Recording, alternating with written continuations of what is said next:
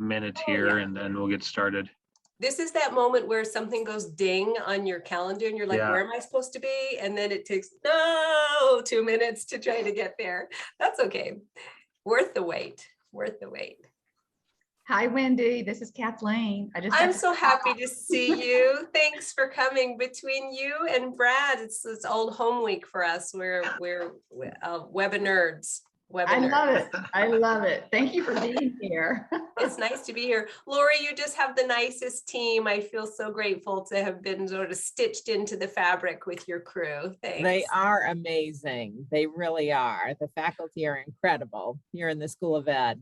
Well, for those of you who have had Professor Ewing, Professor Cook for class, please know I reached out to them this summer through, do you go Professor Daly, does everyone go by Professor whatever, through Professor Daly to team up with me to deliver a back to school webinar. And so we were working to boost the morale and sort of give an energy jolt to educators returning this year. I mean, it's been a little bit tough in the education community, and they both were so quick to say yes, unconditional yes, not even knowing fully what they were being asked to do, and they delivered. If you want to watch on demand, just private message me, I'll get you the link. It was a nice discussion about norms and routines and behaviors that sort of take some of the negotiation out of the classroom so you can focus on the content and the lesson as you intend it. It was really nice. Nice to be with you. It was a lot of countries represented too. Oh yeah, we got in 30s, 40s. It was up there. Yeah. Internationally renowned. I think they're going to have to name some kind of special professorship for you all for your reach, the scope of your work. Brad and I tap danced really well together, I think. All right. Yeah, it was good. And Professor Daly, there were some people that you had explored an option with a few others. They just weren't fast enough with the reply. That's right. You know, That's it's right. not a snooze you lose situation, but I think it was a little bit of like, next time. Absolutely. We've got people in the queue waiting to participate with you next time. We can make it happen again. There are more topics and so much need right now. Yeah. It's a real thing. Okay, I'll quit talking. No, you're good. Okay. Well, in that case, we'll get started with respect to your time. But I'm super excited for today's lecture to kick off our 2021-22 Augustana Education Lecture Series. Our speaker today is Dr. Wendy Amato. Dr. Amato is currently the Chief Academic Officer of Learner's Edge, which is an awesome organization that provides continuing education graduate courses for teachers. Dr. Amato started teaching in the classroom in 1991. She was also a K-12 school administrator and has worked as an instructor at the University of Virginia School of Education. Today, she's going to take you through an exploration of guides and resources that every teacher should have, but may not know about, and tool-related strategies through micro video clips of real teachers in action.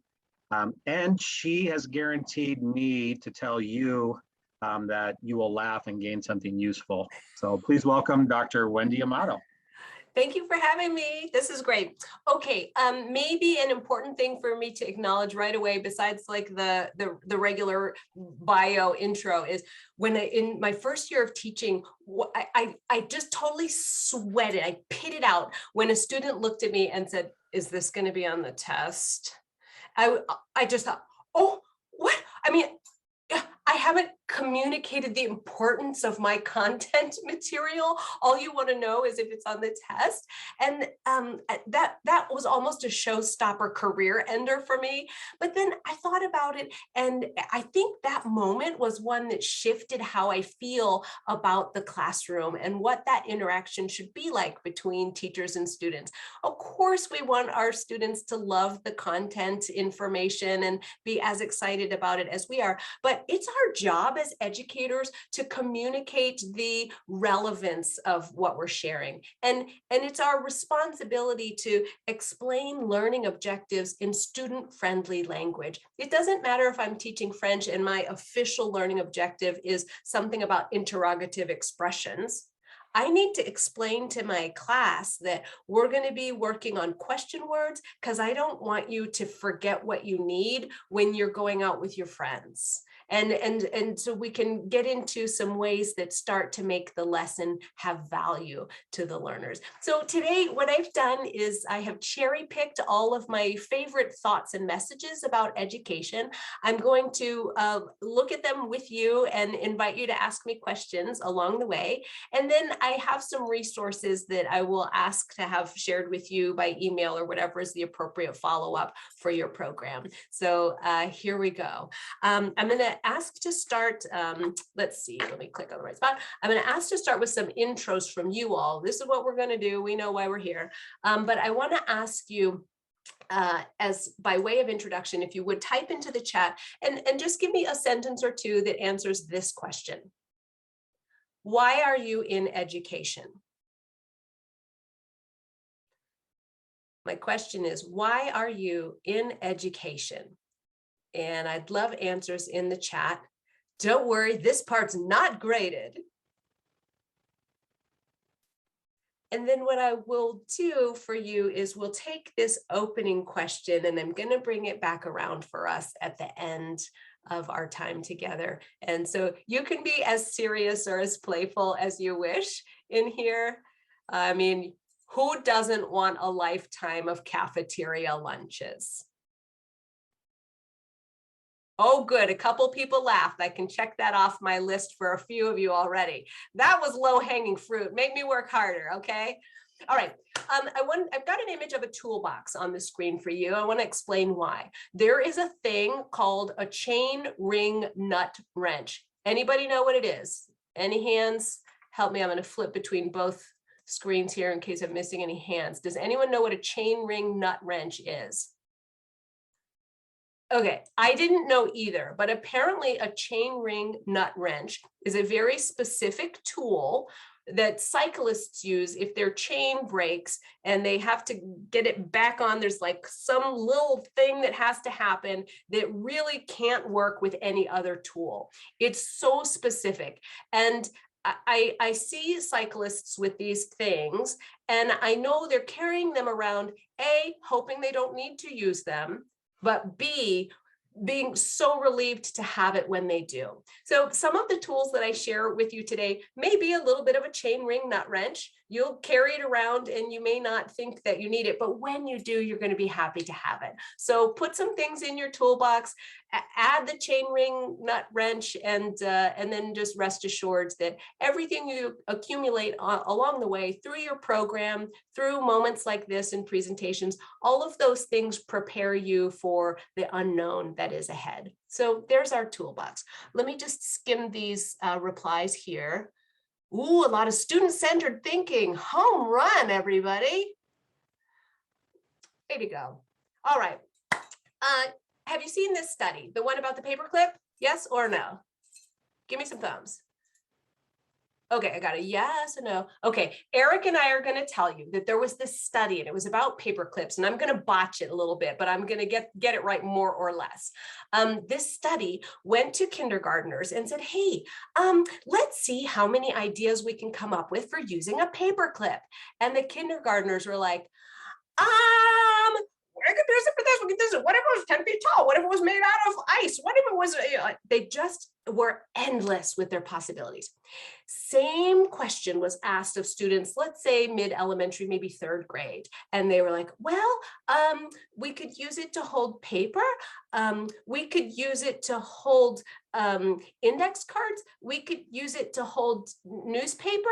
And you know, they came up with some things. Same question was asked of 8th graders.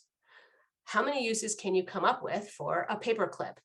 And they're like, holding paper, probably the high schoolers were like, why are you even asking me?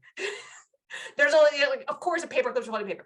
But the study was revealing that the longer students were in traditional education, sort of like the less they were thinking.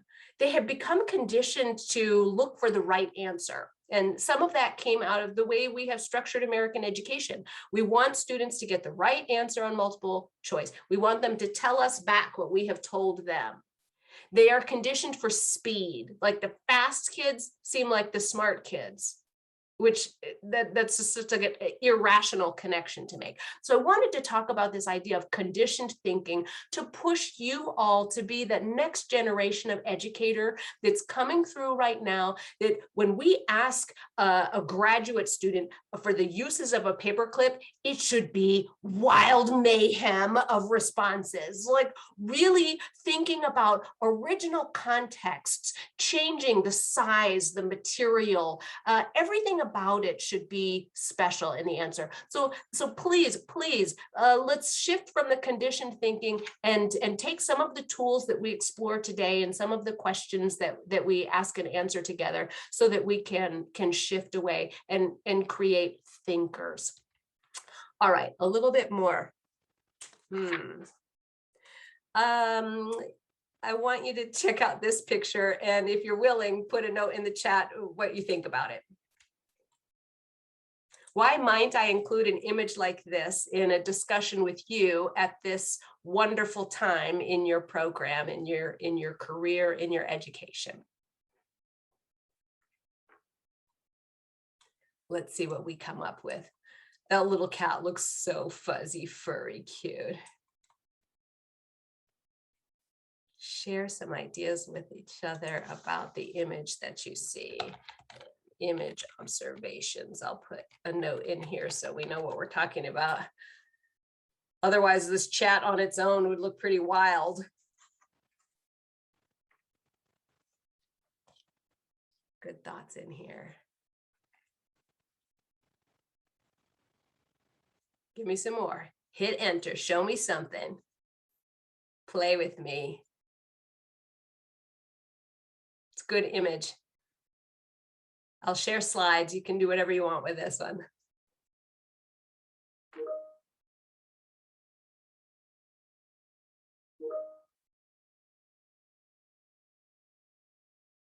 These are great. Okay, read the chat as you all continue to offer each other some responses.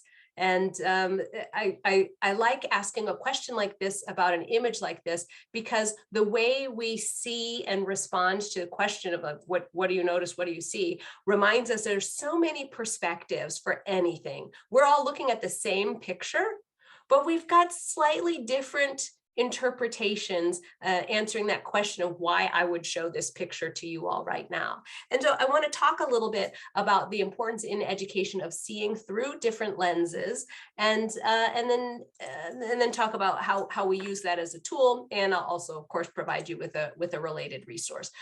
When we see through different lenses, you know, you go in for an eye exam and the things like, which one's better, one or two or three or one, like this thing happens. And I just dream of the day when we can look through all the lenses and genuinely see. And let's just like grotesquely translate that analogy to say, I wish you could see your lesson through the eyes of each one of the students in your classroom, to be able to understand where things are blurry for them, where things are priority for them, where things may trigger them in ways or tapping into experiences that are positive or negative. You have no idea. But I wish for you all to be able to see through different lenses. And so as we think about that, we're going to shift into a discussion of differentiation. Probably you've had a full course on it, so this is just like a kiss and a promise, but maybe we'll wake up a few things, or maybe hearing it from a different person like me would help you connect to some of the things that are actually foundational in the studies that you're doing. So we'll talk a little bit here about seeing through different lenses. I'm going to show you a picture right now. This is an image that I saw. I was landed on a plane in London. I'm walking through the gateway thing, and I look on the side and there's this fabulous advertisement. I'm like, oh my gosh, they got me. Like, advertisers, they got me. They got me good, because what was on the wall was a repeated image of the same image, but the annotation underneath it changed. So got the same picture multiple times. I'm going to show it to you right now because I stopped and I was like, dang, that's pretty good. I'm going to show this to you, and then let's think about how we could use this kind of idea in a lesson with students so that you can actually see through their different lenses. Here's the image.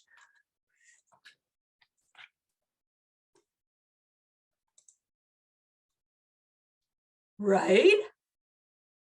Yeah, it's good.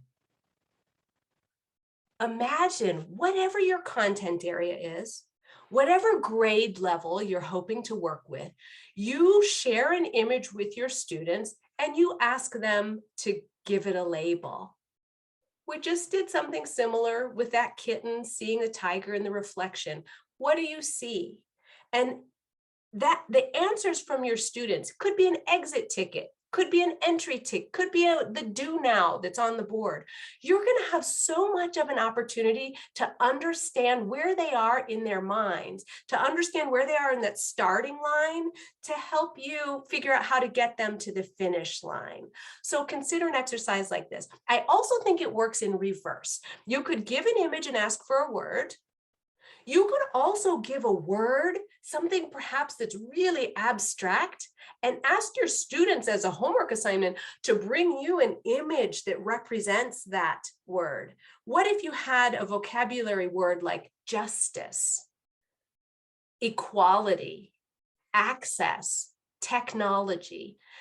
You pick the word, pick one that's going to be maybe that framing concept for your unit, and then collect the images from your students. You could certainly do this digitally, might be easier to put everything together, but then imagine having a board that has pulled together everybody's submitted images. Could be pretty powerful as you think about getting a comprehensive view of an abstract concept. So this is a takeaway suggestion. Put it into the lesson plan you have to turn in next week for some teacher somewhere, and help them know that you do want to see through all of the lenses of your students. You care about how they're connecting with your content information. And whether you start with the image or start with the word, it doesn't really matter. That opportunity to understand their understanding, it works in either way.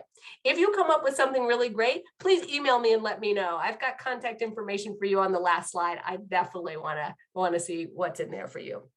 Okay, so we're going to begin with the end in mind in all things. Oh, sorry, missed a slide. This is a success guide for you. It is a little bit of information about differentiation. It will probably just poke at and wake up some things that you've studied more in depth, but sometimes it's nice to have a snapshot, quick reference tool. When you're in the classroom, when you're designing lessons, there are really only a handful of things that you can slide the toggle bar on. We'd like to be able to control everything in the classroom, but it comes down to these things. You can look at time. You can look at readiness, like the background information people have. You can look at interests that students have. How many of you have had some kind of instructor that always likes the same kind of analogies, like example 999 of football? Okay, anything else? Is there anything else? So we can go with interest. Affect is how you're feeling when you come in. Like we don't all feel the same on Monday morning as we do on Friday afternoon. We don't all feel the same when a community event, positive or negative, has happened in our hometowns. And so we just want to think about the mood.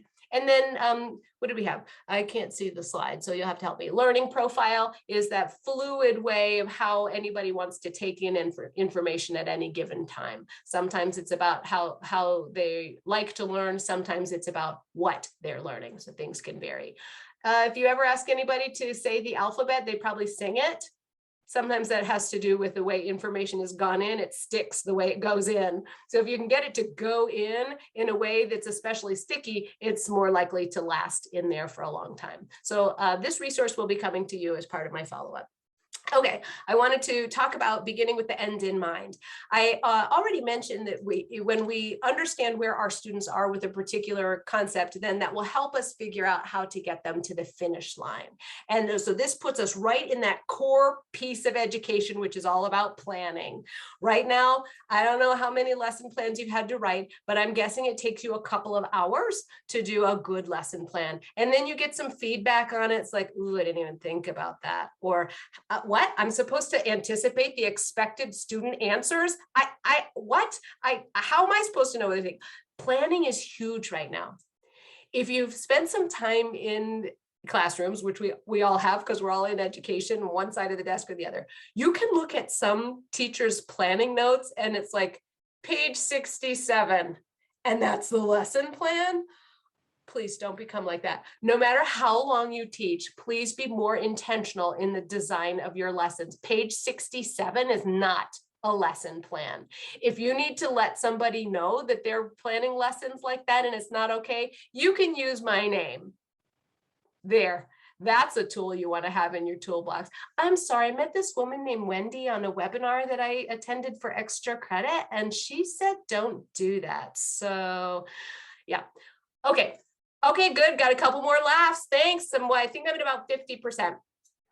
Truly, planning, beginning with the end in mind, is more important. It's not just about filling out all the required fields of a lesson plan. It really is about being intentional with the use of time. Time's going to slip away from you. There's something important that I want to tell you about planning, and we'll take a look at that. First of all, here's another question for you. Get your chat ready. As we think about the end, beginning with the end in mind, the key question we should always ask ourselves is, what do we wish for our students? What's the end game? What are we trying to grow from them? If we spend all of our time in behavior management discipline mode, I'm sort of thinking that's going to be the takeaway lesson for them, and it's going to have nothing that helps them use your content in the real world. So help me think about what you want to grow and nurture. And I'll write grow and nurture in the chat, so the next series of contributions will make sense if we scroll back through this at some point in the future. I'm gonna suggest and type whatever was already in your mind. Don't change because of what I'm saying. And I'm one teacher out of a gazillion out there. This is my opinion. I think part of what we owe to our students in education is sort of weaning them off of their dependence on us.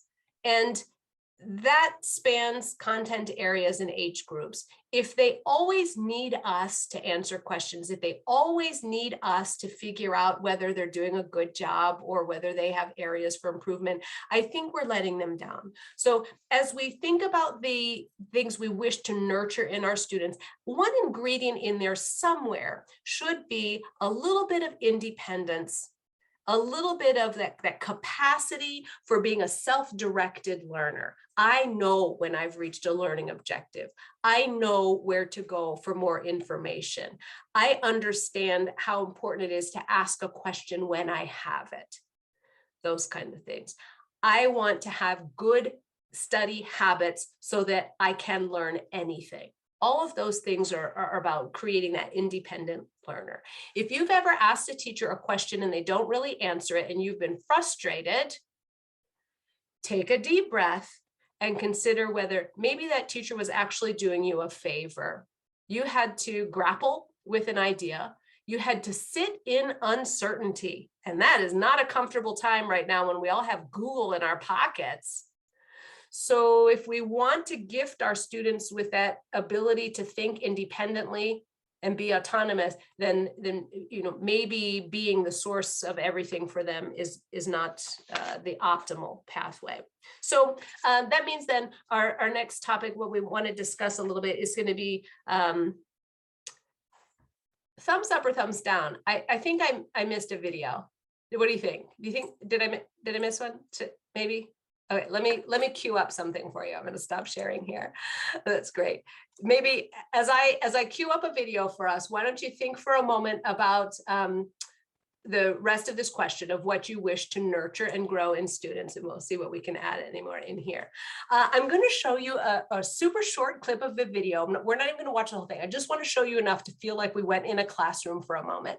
This is a survival guide video for newer teachers, and it's really intended to talk about the basics of managing time, giving feedback, redirecting behavior. There's a moment in this clip where the teacher's like complimenting herself about how she leans in to whisper one-on-one when a student needs a little bit of correction. And she says that she likes that strategy because it kind of gives some privacy and keeps it more discreet. At that moment, when she leans in to whisper to a student, just take a quick peek at the student who's like in the next desk over, who's totally like, there's not really privacy there, and it's not like the rest of the class is unaware that the student is having a little talking to on the side. So I get to sass her a little bit for that. The concept is right, but we all know there's a reality to the classroom where everybody knows what's going on all the time. So let me bring this up big for you and share. This is a newer teacher, and she is exploring how she manages the classroom. It's sort of a classroom management strategies for a newer teacher. Here we go. We're just watching don't leave and go make a coffee. You'll miss everything. By sharing the classroom management strategies she has found most useful. I'm all over the place in that classroom. That's important for me just so I can constantly see what different students are doing. It's really important for me to feel like I can always keep tabs on students, and also for them to realize that I'm not going to just leave them alone. I want to really set the tone that I'm there to help push them along. We're moving along together. She uses one-on-one strategies to talk Here it comes. to students. I found that whispering is really effective. It's a way to redirect students in a really private way. They don't feel conscious about. Do you need to see that one more time? As she starts to lean over, there's a young man and he's totally looking. And then as she's leaning over, there's a girl and she's just watching the whole thing. This is not a private moment between the teacher and the student. Here, just back up a tiny bit. In a really private way. They don't feel conscious about here. One strategies to target individual students. I found that whispering is really effective. It is a way to great, right? Students in a really private way. They don't feel conscious about being called out in front of the entire class, which means they're less likely to react negatively. One student that I've worked with very significantly is a student named Jasmine. We have a secret signal. So if she sees me go like that, she knows that she needs to turn back around and get resituated. Okay, there are some good things in that video, and I'm happy to share it with you. I feel okay giving the teacher a hard time because we have to take ourselves lightly in the classroom. If there's a takeaway from today's conversation, like laugh a little bit at how complex teaching is, because there's some things where like, you think you got this, like, you know, I lean down and it is totally discreet, nobody notices, but the other kids are really like, ooh, what's she saying? Is he in trouble? Like, does he have to stay after? How bad was it? And so the classroom just has more dynamics than we can get our arms around all the time. Any thoughts on that video? You want to drop them in the chat for me if you noticed other things? Also note, since I was asking you to wait for that one moment in the video, there were probably like 10 really good things that escaped all of our observation because I drew your focus to something specific. So maybe I just demonstrated a negative example of teaching because I denied you the openness of watching that, ready to see whatever your eyes allowed.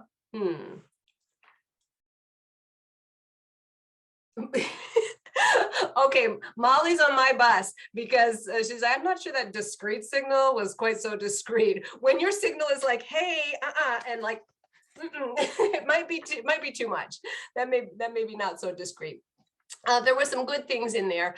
Definitely using proximity, circulating through the room. The back of the room has such a stigma with mischief happening back there. Make every part of the room the front of the room. Or if your desks usually face in one direction and that day you don't need to use the Promethean board or you don't need to project, just take a second and rotate all the desks 90 degrees and shake things up. People can still go to the same desk, but now the front and the back are different. So use your space with intentionality. That can be part of the planning that you do. And imagine adding that note with that rationale into the next lesson plan that you have to turn in. You can show some really intentional decision making in your instructional design. Thumbs up. How are we doing? Okay. Falling asleep. Okay, I have a few more things that I want to share with you, and let's do that so we don't miss out. We were looking at some peer-to-peer interaction in that video, and so I have a success guide about peer-to-peer for you. If I can bring things back up properly, I will. And so this will be an item that's part of your resource kit. That's my follow-up. This is a positive peer-to-peer interaction guide that I made. The guides that you're going to get as follow-up, I made them. So you do whatever you want with them. It's not proprietary. I'm not worrying about the intellectual property on this. Teachers should be like the recipe on the back of the Nestle chocolate chip bag. We can all follow the same recipe. Your cookies are still homemade. All right, so I'm sending a recipe. You make your cookies. So this guide is coming for you, and it talks about a few peer-to-peer things. Some are kind of related to what we're talking about here, and some may move you in other directions, but I think these will all reactivate some of the lessons that you've been exploring in your education courses. So far, so good? Okay, let's see. Okay, let's talk about student engagement. This is a big deal. I want to tell you just a little snippet from a poem. This is an Ode to Teachers by Pat Mora. And this is an excerpt from it. It says, "Slowly, your faith grew into my courage. And for you, instead of handing you a note or apple or flowers, I raised my hand." And I think as much as I love coffee mugs at the holidays, the greatest gift that we can get from our students is when they engage with us. And this student is saying, your faith in me, like you didn't give up on me. You planned for me to be able to participate. You were intentional in the design of your classroom. You made the content relevant to me. You knew my interests. And I raised my hand. That's when you have a win in the classroom. That's what we're all working towards, is when students are participating with us. Student engagement is not a joke, and it doesn't happen by accident. I'll look forward to questions you may have about student engagement in just a moment. I'll keep us moving forward so that I don't miss out on some good stuff. I want to show you another video. Let me do that. And this time, when I show the video, let me ask you to type in the chat about what you notice. I won't draw your eye to anything specific on this one. We're just going to go wild card. It's like, what's the card game that kids play? Uno or whatever, where you get the card where you choose whatever you want it to be. There you go. There's your wild Uno card. And I'm looking for the videos. And then we need to do some Q&A. Pardon me. Like that I've been really successful with. Okay, this one I want to move. We're talking about engagement, and I feel like students can engage most when they understand what they're supposed to be doing. The greatest amount of trouble that we have in classrooms happens when students just don't know what they're supposed to do. And we have all, in regular life or in the academic world, the things that we put off are the things that we just don't know how to get going. Or I would do that, but I've forgotten where I put the link. I'll do it later. I would do that, but I can't remember where I put that slip of paper. I'll do it later. And so if we can address that in our instruction, then our teaching outcomes will be more effective. I need to figure out where I lost you all. One moment. I buried everything in behind the screens. Okay, here we go. So communicating criteria for success for our students is going to help them understand how to engage and participate. We're just watching a quick moment here. 48 seconds of this. So what do you notice? Expectations or criteria for success together. I use criteria for success with my students to help them know what the steps are in achieving our learning targets for a specific lesson. You guys help me remember what we need to do in our writing? Yeah. All right.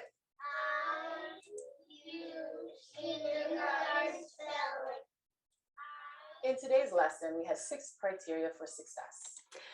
I'm pausing there because you don't actually need to know what the criteria for success are in that reading lesson. You just need to know that they were there.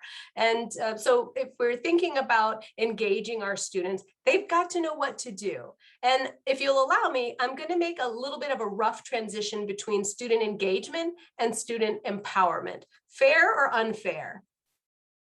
Give me something. Fair or unfair? Okay. No one wants to say unfair, like I'm holding it down, but off the screen. Okay, I'm taking the leap between student engagement, student empowerment, and I want to talk about that in terms of what I was describing, how hard it is for any one of us to get ourselves started when we just can't remember what to do. It's not about our willingness or our understanding of how important something is. It's just like getting going can be really tough. And if you're a learner and there's a possibility that you're moving into some unfamiliar content, and I think the stakes are higher for getting going and being engaged. So we're going to think about student engagement as the other side of the coin of student empowerment. And this is about getting started. It's about asking questions when they're not sure. And I think it's also about helping one another if we honor that thread of creating learning independence, where students don't really need us as much in order to continue to move towards an intended outcome. One of my favorite things is, this is not a joke. I talk about this all the time. Let me stop sharing because this is like a confessional for a moment. Get closer. In 1984, the Olympics were in Los Angeles, and Mary Lou Retton was like neck and neck. If she had a 9.95, she would tie. She needed to have a perfect 10 in order to win the gold. And I think this was on the vault. So she vaults, she sticks her landing. It's perfect. She gets the perfect 10. She has an opportunity to do a second run that she does not have to do. She squares her shoulders. She does it again. She sticks the landing and gets the perfect 10 a second time. Like there is no doubt that gold was hers. I would love for you all to think about sticking the landing in your lessons. There is so much that we talk about in education prep about planning your lessons, about having a hook when the students come in, about having some kind of do now, but we forget sometimes to stick the landing. So the last thing I want to do with you is to try to stick my landing by talking about sticking the landing. And in this case, I have prepared a resource for you that is, let's see, oh good, two resources for you. In sticking the landing, this one is a paired chart that I have that shows you a connection that you can make between the way you start the lesson and the way you end your lesson. Let me bring this here. Okay, we're talking about sticking the landing. So, perfect. Oops, I lost your faces again. This is what I want to show you. This is down the left-hand column, you've got a series of class starters, like the bell ringers, the do nows that we're all expected to have for our lessons. And then what I have on the right for you is the way to stick the landing based on how you start. This is not a chart where you can pick anything from A and it goes with anything from B. This is A, B. A, B, they just go straight across. But this is going to be a gift to you as part of the follow-up resource so that you can stick your landing. My favorite one is at the bottom of the list because it connects to some of the student engagement, social emotional learning, maybe even differentiation. But imagine your students are coming in and they have to take a name as they come into the room. It could be on a popsicle stick that you use over and over because we all want to save this planet, right? Or whatever the mode is. So they draw a name and they keep it a secret. And then throughout the lesson, they are listening like full antenna, radar on fine tune, and they are capturing a contribution that this person whose name is on the stick, they're capturing a contribution that this person has made. And the goal is to share that back at the end of class. You have set an expectation as students walk in the room that what they say is going to be heard, that they need to listen, and that there's going to be something of value that is exchanged between peers. That the whole value of the lesson is not teacher driven. So that one is my favorite on the list for that reason. And now, in order to stick my landing and bookend, I'd like for you to return to that thought you had at the beginning of why you are in education. And then knowing that we just barely breezed through some topics of discussion, I'd like for you to be metacognitive now, one of our other favorite words in education, and maybe make a note. You can choose to share it in the chat or not, but what do you need in order to be what you wish to be in education? Is it success guides? Is it tips and strategies? Is it deeper content knowledge? Is it thinking about how to translate into student-friendly language? I don't know, but you do need to know. So we can be what we were when we came into this Zoom time, thinking about why we're in education, like I'm going to change the world. I want to meet students' needs. I want them to be excited about my content, but I want to bookend and stick the landing by making sure that while you're still in this program, while you have gifted educators like the ones who are here with us on this Zoom, you have resources in front of you and at your feet and at your fingertips. You need to know what you want to get out of this program so you can achieve your purpose. Education is a vocation, it's a calling, it's not for the careless or the sloppy. So be intentional about learning what you need to learn while you're in this program so that you can achieve your reason for being in education. With that, I pause with an invitation. I want to know what you want to know, ideas, curiosities, comments. How did it go? How did I do? Chat or mute, pick your poison.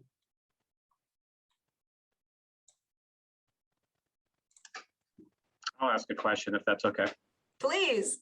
Can you talk about, I always feel that what I need, no matter where I've been at in my teaching career, is a mentor / friend. Can you talk about the need for a mentor / friend and maybe about some of your mentors along the way? Oh yeah. Oh gosh, we're gonna need another session. But yeah, when you go to school, probably somebody will be assigned to you. That's going to be the person that reminds you when grades are due. They're going to make sure that you know where to go when there's an in-service. They're going to remind you that you have to, whatever the mechanical things are. It's okay if that person's not your friend. That person has a checklist that they need to go through, and they're going to help make sure that you don't drop the ball. That person may not be your mentor.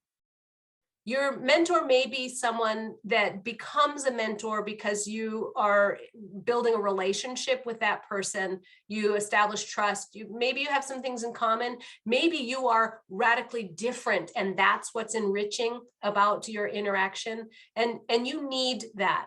If you are a cyclist at all, and you may have figured out by now with that chain ring nut wrench, my husband is a cyclist. If you're a cyclist, you can picture the peloton in the Tour de France.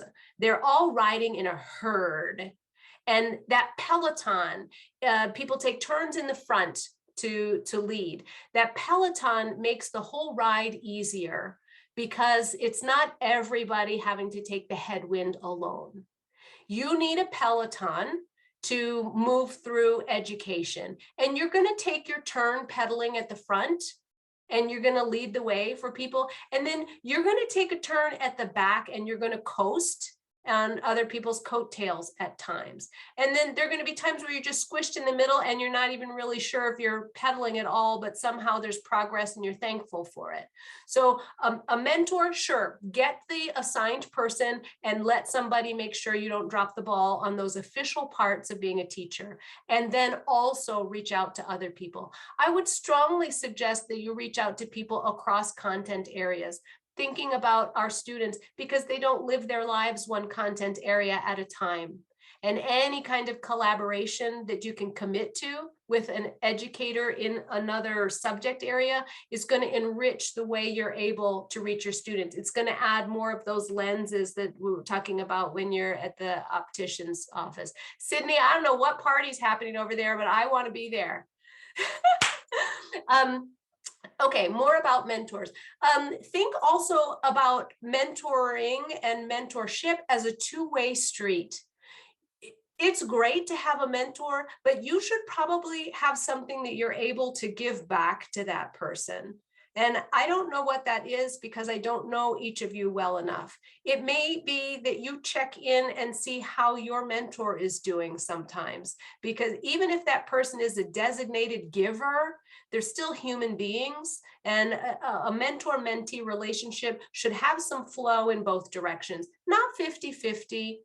You'll give back when you're in a position to give back a little bit more, but remember that being a mentor is a give. And so think about ways you can give back. Maybe it's forwarding an article that you saw because you've got a subscription to Ed Week and the topic made you think of your mentor. Send the link, share the article. Maybe it's a note from time to time. A Post-it note on a screen sure can start a day with a smile when the smile wasn't there before. So mentoring, great. And mentoring can be specific about school things. Maybe it's about nurturing your whole self so that your battery stays charged up, or you've got the proverbial oxygen mask on before you're helping others. Thanks for asking about mentors, Brad. That probably, Professor Ewing, that probably should have been its own topic here.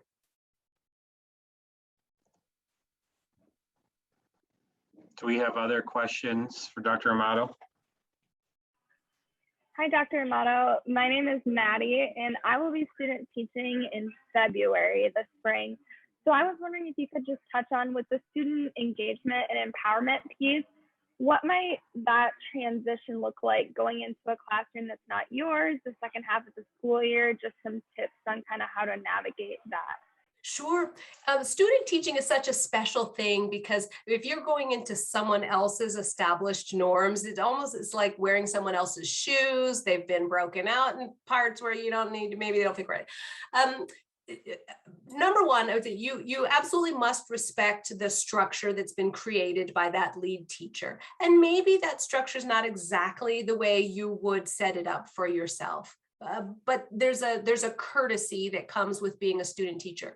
Maybe part of what you experience that doesn't feel quite right assures you a little bit more that the way you're going to choose to do it later is going to be a better fit for you. So sometimes a little bit of time in discomfort reminds you that the better option you have later, it really is better.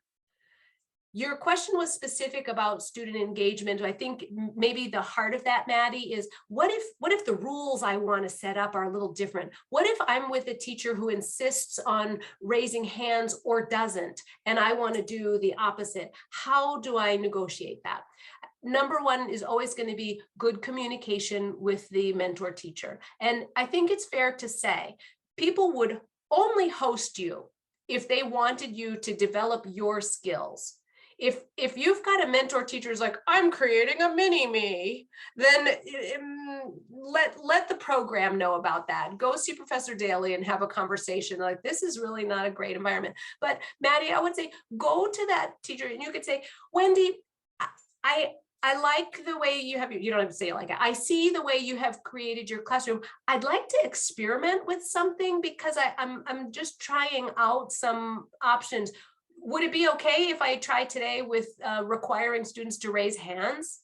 And I think you probably get a, you can try, but that's okay. That's a yes. That's still a yes. And also remember, your students in most cases, Maddie, did you say middle school? I'll be doing middle school and elementary. Okay, in the middle school environment, then we know students are moving through different classrooms. They're used to being with teachers whose expectations vary every 47 minutes, and they can pivot. We come from households where our parents may parent differently, and we just shift with that. So the students are going to be okay.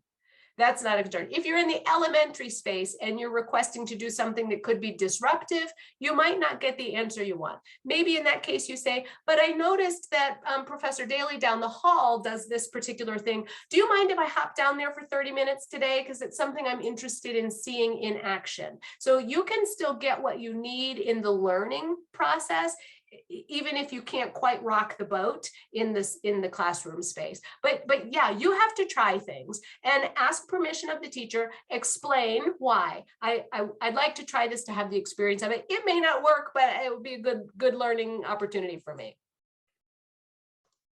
I live with two middle school boys, and they talk about their different expectations from class to class.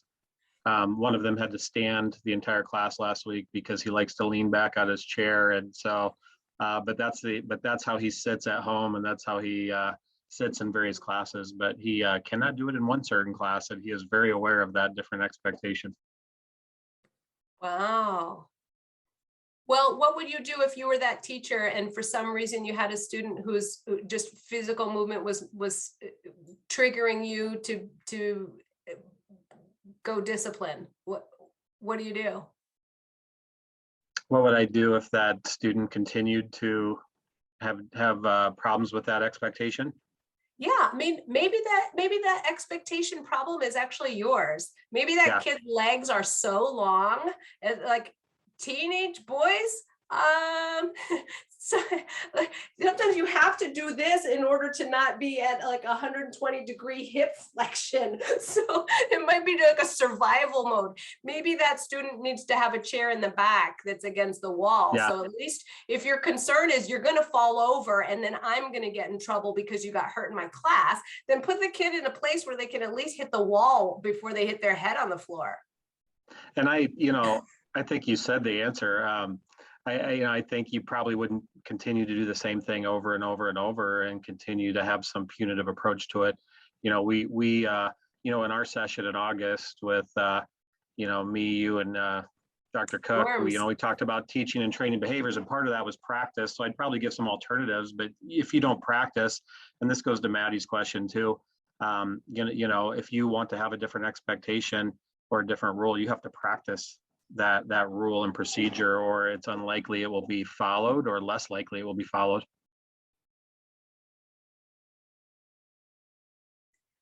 Positive reinforcement. If a student keeps all four on the floor all day, you better recognize it.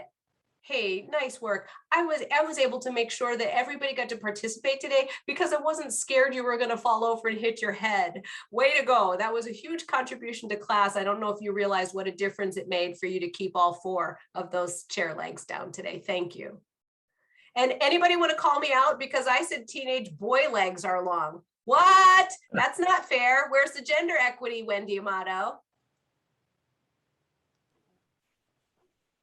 Do we have other questions for Dr. Amato before? Yeah, don't leave me with that as the last one. Oh, sorry. I'm Maybe 6'4", so I feel like question. my boys are going to be really tall. Saying that really hit home with our household. Our boys will be tall. So. Grab my email down there if you want it. Follow me on Instagram if you want to laugh a little bit. It's like lighthearted educator stuff. Like how if you sleep in your clothes, you can wake up and be ready to go to school. And then on LinkedIn, if you're looking to tap into an educator network, I've got quite a bit of people on there that could be of interest. Or if I can help you down the line in your career pursuits, I'm in for the long haul. I'm 51. I figure I got another 20 years here, and I love it. So you're now connected to another educator. Let me know that we met here, and then count on me to be an advocate for you through your career. This is the life changer that we all wish it to be, and you are now part of the community. Way to go.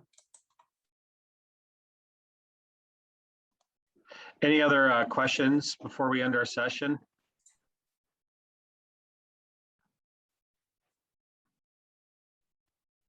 Well, this was awesome.